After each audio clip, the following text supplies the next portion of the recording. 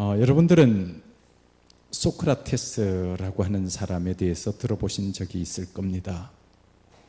소크라테스는 기원전 469년에 고대 그리스 아테네에서 태어나 서구 문화의 철학적 기초를 마련한 사람이 바로 소크라테스입니다. 예전에 아테네에 갔을 때 붕괴를 인도하면서 참 이 아테네라고 하는 곳이 인류 문명에 있어서 지대한 영향을 끼친 곳이구나 하는 생각을 했었습니다. 소크라테스 또 철학이 거기서 시작이 되었고 사도 바울이 복음을 전한 곳이 그곳이었습니다. 그런데 이 소크라테스의 수제자가 누구냐 그러면 플라톤이라고 하는 사람입니다. 플라톤은 소크라테스의 철학을 체계화시킨 사람이 플라톤입니다. 그리고 플라톤의 제자가 있는데 그 사람이 아주 유명한 아리스토텔레스라고 하는 사람입니다. 이 아리스토텔레스는 우리가 지금 배우고 있는 모든 학문을 체계화한 사람이 바로 아리스토텔레스입니다. 아리스토텔레스 그러면 대표적인 게 생각나는 게 뭐냐 그러면 아리스토텔레스의 3단 논법. 이 아리스토텔레스의 3단 논법은 아주 제가 쉽게 이야기를 한번 해보죠. 모든 사람은 죽는다. 소크라테스는 사람이다. 그러므로 소크라테스는 죽는다. 이것이 바로 3단 논법입니다. 3단 논법식 논리학은 2000년 이상 서구 문화를 지배하였습니다. 이 사람은 3단 논법뿐만 아니라 논리학, 이론 철학, 실천 철학, 언어학, 예술 이론, 생물학에 이르기까지 무려 400권에서 500권 정도의 책을 쓴 사람입니다. 저는 오늘 여러분에게 소크라테스, 플라톤, 아리스토텔레스 이런 사람 이야기를 하고 싶은 것은 아닙니다. 그런데 이 아리스토텔레스가 무슨 이야기를 했느냐 그러면 니코마코스 윤리학이라고 하는 유명한 책을 썼는데 거기에서 이런 이야기를 했습니다. 사람이 산다는 것이 무엇인가? 사람이 사는 목적은 무엇인가? 여기에 대한 해답을 뭐라고 제시하고 있는가 하면 아주 단순하고 명쾌하게 행복이라고 제시했습니다. 자, 한마디로 말해서 이 아리스토텔레스는 삶의 목적은 행복이라고 제안하고 있습니다. 제가 이 말씀을 여러분에게 드리고 싶은 겁니다. 그렇다면 아리스토텔레스는 예수님 이전 400년 전의 사람입니다. 그래서 예수 그리스도를 몰랐던 그가 기독교에서 말하는 행복론하고는 좀 다르기는 하지만 인간이 추구하는 것은 행복이라고 하는 사실만큼은 명명백백합니다. 여러분, 저와 여러분은 이 세상에 단 한 번 삽니다. 그렇다면 반드시 행복한 삶을 사시기를 축원합니다. 오늘 이 설교가 여러분이 행복한 삶을 살게 하는 길잡이가 되리라고 확신합니다. 제가 예전에 드렸던 예화를 다시 한번 사용하겠습니다. 벨기에의 희곡 작가 메테르링크가 쓴 파랑새라고 하는 유명한 희곡입니다. 파랑새는 행복을 상징하고 크리스마스 전날 밤 나무꾼의 어린 두 남매가 꿈을 꿉니다.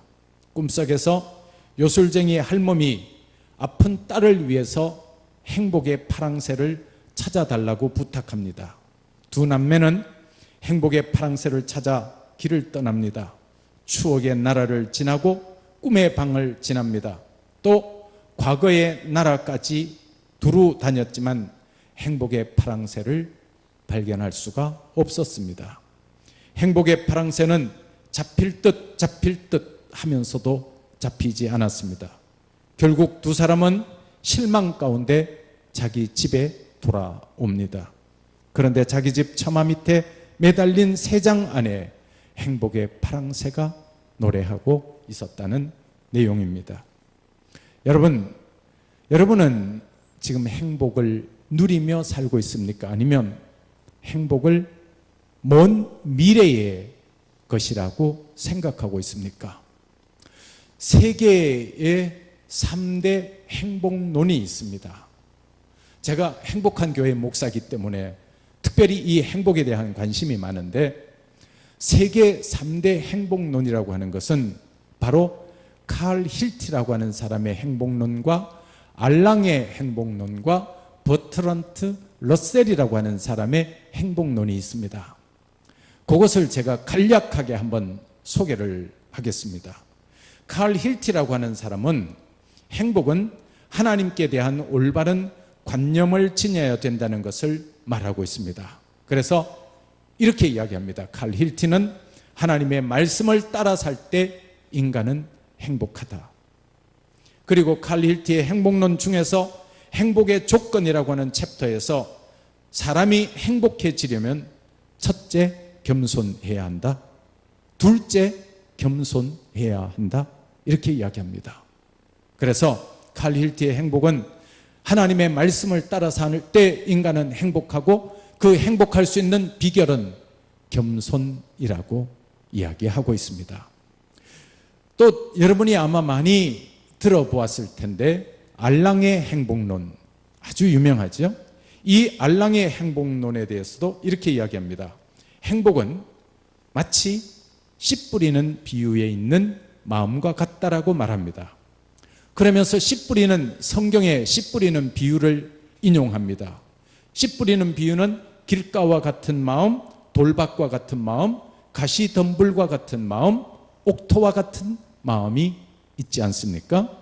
여러분이 잘 아시듯이 이 씨 뿌리는 비유를 인용하면서 행복하려고 하면 교만한 마음을 버리고 유순한 마음으로 살아갈 때 인간은 행복해진다라고 말합니다. 예를 들어서 길가와 같은 마음, 딱딱한 마음, 돌 같은 마음, 이런 마음은 하나님의 말씀이 영향력을 발휘할 수 없습니다. 굳어진 마음입니다. 교만한 마음입니다. 그런 마음은 사탄이 말씀을 열매 맺지 못하게 합니다. 그런가 하면 옥토에 떨어진 씨앗, 옥토와 같은 마음은 말씀을 겸손한 마음으로 받아들이는 마음을 옥토와 같은 마음이라 그렇게 말하고 있습니다. 제가 행복에 관심이 많아서 이 행복론 특별히 많이 관심을 가지고 읽어보았던 책들입니다. 그런데 거기에서 공통적으로 인간이 행복하려면 겸손해야 된다고 지적하고 있다는 사실을 알고 깜짝 놀랐습니다. 왜 그러냐 그러면 그것이 바로 성경의 행복론과 연결되기 때문에 그렇습니다. 버트런트 러셀이라고 하는 사람은 행복한 인간이라고 하는 챕터에서 인간의 행복은 하나님을 떠나서는 있을 수가 없기에 기독교적 섭리 안에서 참 행복이 있다라고 주장했습니다. 그러면서 이 버트런트 러셀은 인간이 이타적인 삶을 살 때 진정한 행복을 누린다라고 말했습니다. 제가 왜 이 세계 3대 행복론을 끌어왔느냐 그러면 철학자 이야기도 했고 세계 3대 행복론에 대해서도 끌어왔습니다. 왜 그러냐? 이것을 성경과 연관지어서 여러분들과 생각해 보고 싶어서이기 때문입니다. 창세기 3장은 얼마 전에 제가 이 본문으로 설교했습니다. 인간이 하나님처럼 되고 싶어서 선악을 알게 하는 열매를 먹고 인간은 행복해진 것이 아니라 수치심과 두려움을 느끼게 되었다고 말했습니다. 그래서 선악을 알게 하는 열매를 먹고 난 다음 가장 먼저 취한 행동이 자기들이 벗은 줄 알고 무화과 나무 잎을 엮고 치마로 삼았더라. 부끄러움 때문이었습니다. 그리고 이들이 하나님이 아담을 부르실 때 이렇게 이야기합니다. 내가 동산에서 하나님의 소리를 듣고 내가 벗었으므로 두려워하여 숨었나이다. 이들이 에덴 동산에서 살고 있었습니다. 에덴 동산은 유토피아라고 말씀을 드렸죠. 낙원이라고 했습니다. 파라다이스라고 했습니다. 기쁨이라고 했습니다. 환희라고 했습니다. 그러면 한마디로 말하면 인간은 부족함이 없는 행복한 삶을 살고 있었습니다. 그런데 그 행복이 어떻게 깨어졌느냐? 높아지려고 하는 순간 행복은 날아가 버렸습니다. 하나님께서 에덴 동산에서 쫓아내어 버리셨습니다. 이것이 바로 창세기 3장의 죄의 시작이었습니다. 높아지려고 하는 것이 죄의 출발이었다는 말입니다. 다른 그 무엇도 유혹이 될 수 없습니다. 에덴 동산에 아무것도 부족함이 없는데 어떻게 사탄이 유혹하겠습니까? 한 가지, 네가 하나님처럼 되리라. 그래서 선악을 알게 하는 열매를 먹었더니 오히려 찾아온 반응이 행복이 아니라 수치심과 두려움이었습니다. 그래서 하나님이 에덴 동산에서 쫓아내어 버립니다. 그리고 영생을 얻지 못하도록 생명나무로 가는 길을 막아버렸습니다. 그렇다면 인간이 다시 행복을 회복하려면 어떻게 해야 될까요? 창세기 3장에 해답이 있다고 말씀을 드렸습니다. 인간이 스스로 높아져서 자기가 하나님이 되었더니 에덴에서 쫓겨났고 낙원을 잃어버렸습니다. 그렇다면 이 낙원을 회복하기 위해서는 다시 하나님을 하나님의 자리에 올려드리고 인간은 인간의 자리로 원위치 하면 행복을 회복할 수 있습니다. 오늘 그 방법에 대해서 여러분들에게 말씀을 드리고 싶습니다. 그러면 낙원에서 쫓겨난, 에덴 동산에서 쫓겨난 인간이 하나님께로 나아갈 수 있는 방법이 있을까요? 없을까요? 방법이 있을 것 같습니까? 없을 것 같습니까? 예, 있습니다. 하나님께서 바로 저와 여러분에게 그 길을 주셨습니다. 요한복음 14장 6절에 보면 예수님께서 내가 곧 길이요 진리요 생명이니 나로 말미암지 않고는 아버지께로 올 자가 없느니라고 말씀하셨습니다. 예수님을 통해서 다시 하나님께로 나아갈 수 있는 길을 열어주셨습니다. 그러면 예수님을 통해서 하나님께로 나아갈 수 있는 길을 열어주셨다는 이 말은 어떻게 해야 되느냐? 인간이 자기가 하나님의 자리에 올라가서 에덴 동산에서 쫓겨났다면 이제는 인간이 하나님의 자리에서 내려와야 된다는 말입니다. 하나님의 자리에 올라가는 것을 교만이라고 말한다면 하나님의 자리에서 내려오는 것을 우리는 무슨 단어로 표현할 수 있을까요? 겸손이라고 표현할 수 있습니다. 세계 3대 행복론 가운데서 칼 힐티와 알랑의 행복론 가운데서 겸손을 행복의 조건으로 들고 있다는 사실은 놀라운 통찰력이 아닐 수 없습니다. 그렇습니다. 인간이 참으로 낮아질 때 인간은 행복을 회복할 수 있다는 말입니다. 행복에 있어서 중요한 것은 어떤 조건보다도 스스로 행복하다고 느끼는 행복감입니다. 이 행복감을 떠나서는 행복할 수가 없는데 이 행복감이 어디에서 오냐? 그것은 바로 겸손이라고 말합니다. 자기가 하나님의 자리에서 내려와 겸손한 자리에 오면 하나님을 하나님으로 섬기게 되고 낮은 자리에 오게 되면 행복을 회복하게 된다는 것입니다. 흔히 행복을 감사하는 분량에 비례한다고 합니다. 감사하는 만큼 행복해진다, 맞는 말입니다. 그렇다면 감사한 마음이 언제 생기는가? 감사한 마음은 바로 겸손한 마음을 회복할 때 감사한 마음이 생깁니다. 교만한 마음으로 볼 때는 세상이 다 불만투성이로 보입니다.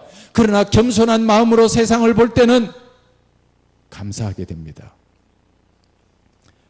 하나님을 떠나면 불행하고 에덴에서 쫓겨나게 됩니다. 쫓겨난 원인은 교만이었습니다.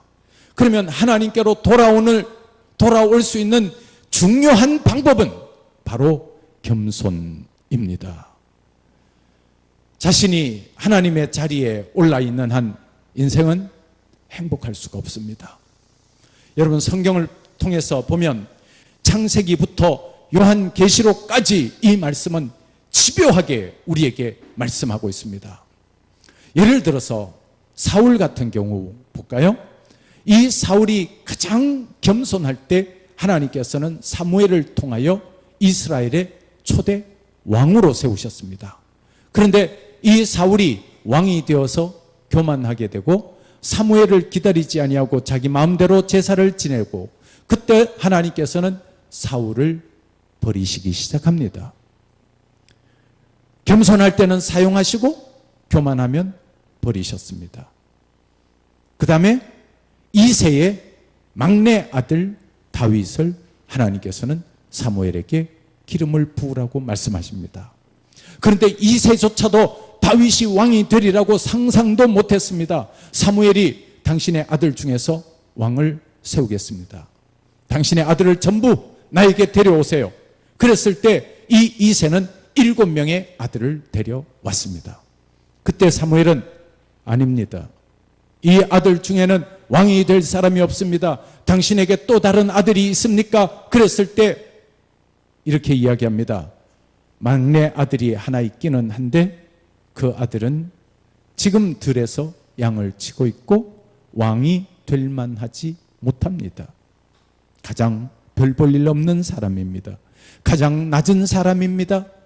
그러나 사무엘은 그를 데려오라고 했고 하나님께서는 가장 겸손했던 다윗을 왕으로 기름 부었던 역사를 우리는 알고 있습니다. 그렇습니다. 여러분, 성경의 원리를 여러분이 알 필요가 있습니다. 겸손한 자는 어떻게 하시고 사용하시고, 교만하면 하나님과 관계가 없어진다는 사실입니다. 사랑하는 성도 여러분, 행복한 교회 교우 여러분, 저는 여러분에게 이 말씀을 여러분의 가슴에 일생토록 간직했으면 좋겠다는 생각이 듭니다. 여러분들이 평생 겸손을 잃어버리지 않기를 축원합니다. 여러분이 교만해지는 그 순간 하나님은 여러분과 관계가 없어집니다. 제가 성경을 읽으면서 가장 두려웠던 사실 가운데 하나는 바리새인과 서기관과 제사장들이었습니다. 제가 이 사람들에 대해서 고민을 많이 했습니다. 아니, 이 사람들은 신앙생활을 가장 잘한다고 하는 사람이었습니다. 서기관, 제사장, 바리새인, 성경도 잘 아는 사람이었습니다. 그런데 그들을 향하여 예수님께서 뭐라고 그러셨습니까? 조회라고 하는 헬라어를 사용합니다. 독사의 새끼들아 라고 책망하셨습니다. 이들이 구원을 얻었을까요? 구원 얻지 못했을까요? 그들은 구원 얻지 못했습니다. 왜 그랬을까요? 이들이 바로 교만했기 때문이었습니다. 이들은 사람들한테 높임을 받기를 원했습니다. 기도할 때는 사거리에 나가서 모든 사람이 보는 데서 기도했습니다. 기도의 골방에 들어가지 않았습니다. 하나님, 다시 말해서 이 사람들은 쇼하는 신앙이었습니다. 하나님과의 신앙도 쇼를 했단 말입니다. 사람들에게 보여주는 식으로 나는 믿음이 좋은 사람이다. 그래서 너희들이 나를 존경해라. 너희들이 나를 높여달라 라고 했기 때문에 이들은 하나님과 관계가 없어져 버리고 말았다는 사실입니다. 그래서 신구약 성경 66권을 읽어보면서 제가 깜짝 놀란 사실은 신구약 성경 66권을 통해서 하나님께서는 우리에게 무엇을 끊임없이 강조하는가 하면 겸손을 강조하고 있습니다. 제가 하나님께로 잃어버린 낙원을 회복하고 하나님께로 나갈 수 있는 길은 누구라고 말씀을 드렸죠? 예수 그리스도라고 말씀을 드렸습니다. 그러면 예수 그리스도를 통해서 우리가 하나님께로 나가는데 그럼 어떤 자가 예수 그리스도를 통해서 하나님 앞에 나갈 수 있느냐? 마태복음 16장 24절에 여러분이 잘 아시는 말씀이 있습니다. 누구든지 나를 따라오려거든 자기를 부인하고 자기 십자가를 지고 나를 쫓을 것이니라 말씀합니다. 여기에 한 사람도 예외가 없습니다. 어느 누구든지 예수님을 따라오려는 자는 자기를 부인하고 자기 십자가를 지고 나를 쫓을 것이니라 말씀하고 있습니다. 어떤 사람도 예외가 없습니다. 단 한 사람도 예외가 없습니다. 누구든지 예수님을 통해서 하나님께로 나아가고자 하는 사람은 자기를 부인하고 자기 십자가를 지고 나를 쫓을 것이니라. 사도 바울은 갈라디아서 2장 20절에 내가 그리스도와 함께 십자가에 못 박혔다고 고백합니다. 제가 좋아하는 노래입니다. 내가 그리스도와 함께 십자가에 못 박혔나니 그런즉 이젠 내가 산 것 아니요 그런즉 이제는 내가 산 것 아니요 내 속에 그리스도께서 사신 것이라. 내가 이제 육체 가운데 사는 것은 나를 사랑하사 자기 몸을 버리신 하나님의 아들을 믿는 믿음 안에서 사는 것이라고 고백했습니다. 그래서 사도 바울은 나는 날마다 죽노라 이렇게 고백합니다. 그러면 신앙생활이라고 하는 것은 나는 죽고 그리스도가 살아가는 것, 내 속에 나는 내가 하나님의 자리에서 내려와서 선악과를 먹기 전 상태로 하나님을 하나님의 위치에 올리고 나는 낮아질 때 그때 우리는 에덴 동산을 회복할 수 있는 거예요. 천국을 회복할 수 있고 낙원을 회복할 수 있고 천국에 들어갈 수 있고 그것이 바로 이 창세기 3장에서 저와 여러분에게 제시하고 있는 인간이 에덴 동산에서 쫓겨나는 그 모습을 우리에게 보여주고 있는 것은 너희가 에덴을 회복하려고 하면 이렇게 회복되어야 된다라고 하는 말입니다. 여러분이 잘 아시는 마태복음 11장 28절에서 29절의 말씀 너무도 잘 알고 있지 않습니까? 수고하고 무거운 짐진 자들아 다 내게로 오라. 내가 너희를 쉬게 하리라. 인생의 수고하고 무거운 짐 다 내게로 오라. 내가 너희를 쉬게 하리라. 29절이 굉장히 중요합니다. 나는 마음이 온유하고 겸손하니 나의 멍에를 메고 내게 배우라. 그리하면 너희 마음이 쉼을 얻으리니. 사랑하는 성도 여러분, 혹시 여러분이 살아가면서 좀 부자가 된다 하더라도 이 겸손을 잃어버리지 말기를 바랍니다. 또 여러분이 공부를 많이 해서 박사가 된다 하더라도 뭐 PhD를 수백 개를 가진다 하더라도 끝까지 여러분 겸손을 잃어버리지 말기를 바랍니다. 유명해진다고 해도 마찬가지. 여러분들이 무엇을 하든 간에 여러분들이 교만해지면 하나님과 관계없는 자가 되고 교만한 자가 되면 낙원을 잃어버리는 자가 됩니다. 제가 이 마이크가 조금 이러니까 설교를 하다가 잊어버렸어요. 나는 마음이 온유하고 겸손하니 나의 멍에를 메고 내게 배우라. 그리하면 너희 마음이 쉼을 얻으리라고 말씀합니다. 마태복음 20장 27절 말씀해 보면 너희 중에 누구든지 으뜸이 되고자 하는 자는 너희의 종이 되어야 하리라. 마태복음 23장 12절에 보면 누구든지 자기를 높이는 자는 낮아지고 누구든지 자기를 낮추는 자는 높아지리라. 성 어거스틴에게 질문을 했습니다. 크리스찬의 첫째 덕목이 뭡니까? 그랬더니 어거스틴이 생각하다가 그것은 겸손입니다 라고 대답했습니다. 그러면 둘째는 뭡니까? 그랬더니 한참 생각하다가 둘째도 역시 겸손입니다. 그러면 셋째는 뭡니까? 셋째도 겸손입니다라고 대답했습니다. 창세기 3장부터 시작된 이 인간의 높아짐에 대한 유혹, 요한계시록까지 나옵니다. 요한계시록에 가면 요한 3서에 보면 요한계시록, 요한 3서, 1, 2, 3서 끝까지 나옵니다. 겸손한 자는 하나님께 쓰임을 받고 교만한 자는 하나님의 나라에 들어갈 수 없다라고 말합니다. 가이오와 디오드레베를 들어서 설명을 하고 있습니다. 사랑하는 성도 여러분, 우리가 신앙생활을 한다는 것은 끝없이 자기 스스로를 죽이는 거요, 끝없이 자기 스스로가 낮아지는 것입니다. 선악과는 우리에게 중요한 것을 가르쳐 줍니다. 높아지는 순간, 인간이 높아지는 순간 불행의 시작, 우리가 낙원을 회복하기 위해서는 다시 낮아질 때 가능한 것입니다.